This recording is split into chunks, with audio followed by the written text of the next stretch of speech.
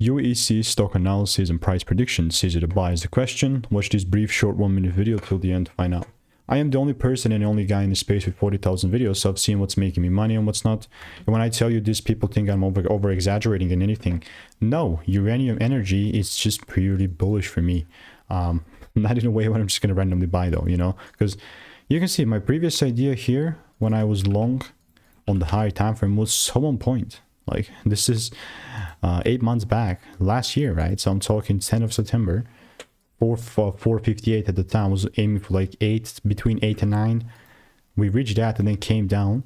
And lower time frame, I'm just looking to double down. You can see how I had this brief idea on the long side, and then only if I do see it kind of, yeah, now I'm here, I'm just praying for a little correction, meaning that if I don't see any sort of pull down in, I mean, this is a great demand, but if this demand doesn't show me my confirmation and rules being met, then why the heck would I look to buy? Will make no sense. But if you want to learn how to make 5-10K per month for the indicators, click the first link in the description and get my free emails.